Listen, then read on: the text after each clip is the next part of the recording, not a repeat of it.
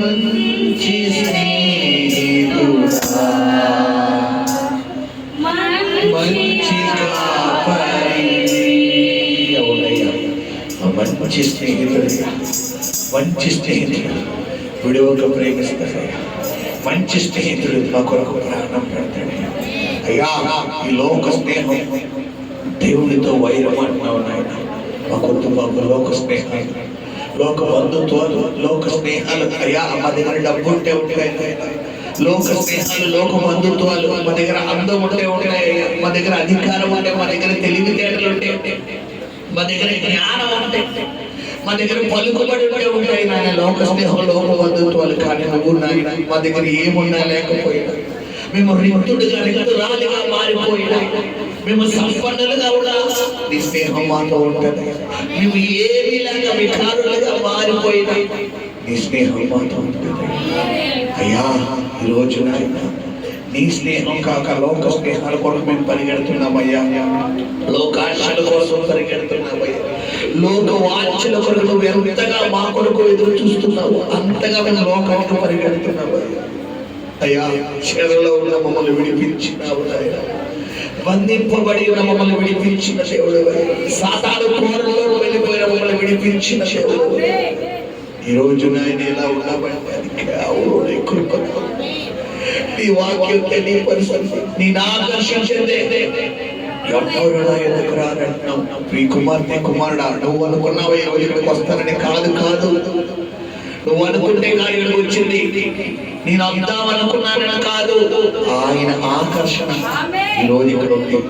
నువ్వు ఇక్కడ కూర్చున్నావంటే, నువ్వు ఇక్కడ ఇలా ఉన్నావంటే, నువ్వు ఆయన స్తుతిస్తున్నావు, ఆయన ఆరాధిస్తున్నావంటే ఆయన కనుదృష్టి నీ మీద ఉంది. కాబట్టి ఉదయం లేచిన మొదలు నిన్ను తొందర పెడుతూ వెళ్ళు వెళ్ళు వెళ్ళు వెళ్ళు వెళ్ళు వెళ్ళు మందిరం మందిరం మందిరం మందిరం మందిరం మందిరం. ఈ రోజు దేవుడు ఆరాధనకి వెళ్ళాలి, ఎలాగైనా ఆరాధనకు అందుకోవాలి, ఎలాగైనా ఆరాధనలో ఉండాలి అని నేను తొందర పెట్టింది ఎవరనుకుంటున్నావు? ఆయన ఆత్మ నిన్ను తొందర పెట్టి ఈ రోజు ఇక్కడికి తీసుకురాగలిగింది. నీ అంతటి నువ్వు కాదు. నువ్వైతే 11 గంటలకి 12 గంటలకు వస్తావు. ఆయన ఆత్మ నిన్ను తొందర పెట్టి ఈ రోజు ఎలాగైనా ఆరాధనకి వెళ్ళిపోవాలి, ఎలాగైనా 10 గంటలకల్లా వెళ్ళిపోవాలి, 10:15 వెళ్ళిపోవాలి. ఈ రోజు తొందరగా వెళ్ళిపోవాలి, తొందరగా వెళ్ళిపోవాలని ఉదయం లేచిన మొదలు నిన్ను తొందర పెడుతుంది ఎవరనుకుంటున్నాం? ఆయన ఆత్మ. గమనించి కుమారుడు కుమార్తె అంతగా నేను ఆయన ఆత్మ గమనిస్తే మరి ఎందుకు నువ్వు లోకానికి పరిగెడుతున్నావు? ఎందుకు లోకానికి ప్రాధాన్యత ఇస్తున్నావు? ఎందుకు లోక స్నేహాలు, ఎందుకు మొబైల్ కాంటాక్ట్స్, ఎందుకు ఆ లోకాశలో ఎందుకు నువ్వు పరిగెడుతున్నావు? నిన్ను ఇంతగా కదా ఆయన వెంబడిస్తున్నాడు. నీ లోపలికి వచ్చి నువ్వు ఎంతైనా పట్టించుకోకపోయినా కూడా ఆయన ఇంతగా వెంబడిస్తుంటే ఒకసారి గమనించి మీ కుమారుడు ఎవరైనా మనల్ని ప్రేమించేవారు మనం అసలు పట్టించుకోకుండా ఉన్నప్పుడే మనల్ని అంతగా ప్రేమిస్తే, ఇక మనం వాళ్ళని పట్టించుకోవడం ప్రారంభిస్తే వారికి మన మీద ఉన్న ప్రేమ ఎక్కడి అన్ని రెట్లు అయిపోతారు. కాబట్టి నువ్వు సరిగ్గా నిలబడకపోవడం వల్లే, నిలబడకపోతే ఆయన ప్రేమ నీ మీద ఎంత అధికంగా నిన్ను తొందర పెట్టి ఇక్కడ కూర్చోబెట్టాడంటే, ఇంకా ఆయన మాటకు నువ్వు లోపడిపోతే, ఆయన మాటకు నువ్వు లోపడిపోతే, ఆయన చిత్తానికి నువ్వు లోబడిపోతే నీ పట్ల ఎంతో ఉన్నతమైన కార్యాలు దేవుడు చేస్తాడో ఒకసారి గమనించమ్మా, గమనించు. ప్రభు నీతో మాట్లాడుతున్నాడు. మీ హృదయాలు తెరువు. ఇదిగో నేను తలుపులను చుట్టుచున్నాను. ఎవడైనాను నా స్వరము విని తలుపు తెరిచి ఎడలా నేను వాటితో మాట్లాడుతున్నాను. మీ హృదయం అనే డోర్ దగ్గర ఆయన మాట్లాడుతున్నాడు. కుమారుడా, my dear daughter, my dear son, నేను పిలుస్తున్నాను. Hello my dear daughter, my dear son, నా ప్రియ కుమారుడా, కుమార్తె, నీ హృదయం అనే డోర్ దగ్గర నిలబడ్డాను. సార్ డోర్ తెరుస్తావా అన్నాడు ఆయన. అంటున్నాడు, ఎవడైనాను నా స్వరము విని తలుపు తెరిచి వాణిలోకి వస్తాడట, వాడితో కూర్చుని భోజనం చేస్తాడట. భోజనము అనగా సమాధానానికి సాదృశ్యం.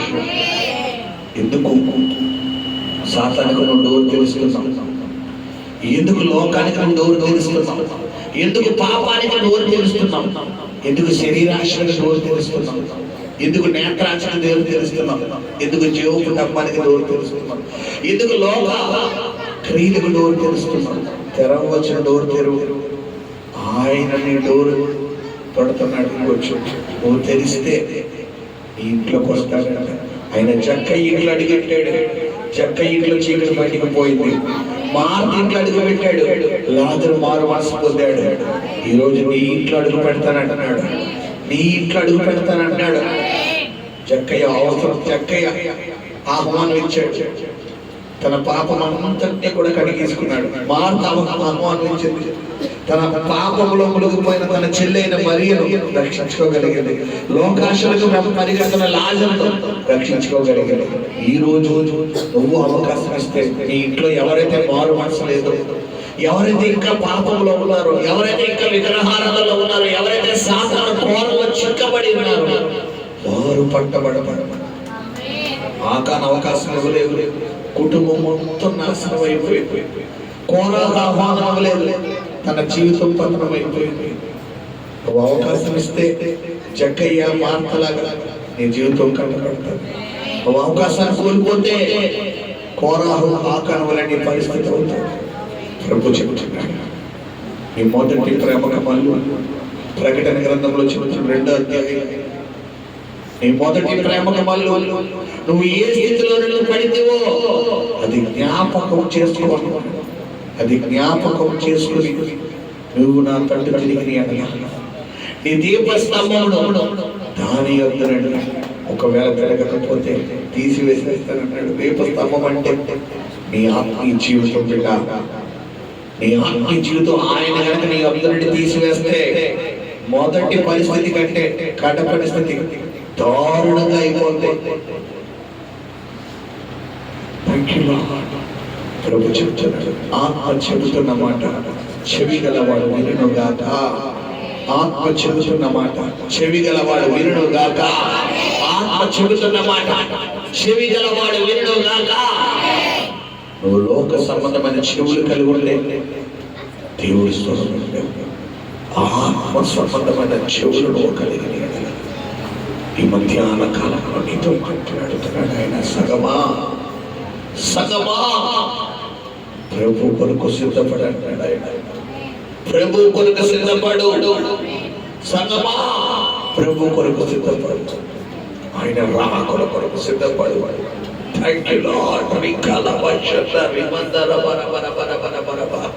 Thank you lord. భయంకరమైనటువంటి ఉద్యోగుల త్వరలో రాబోతున్నాయి. దేశంలో భయంకరమైన పరిస్థితులు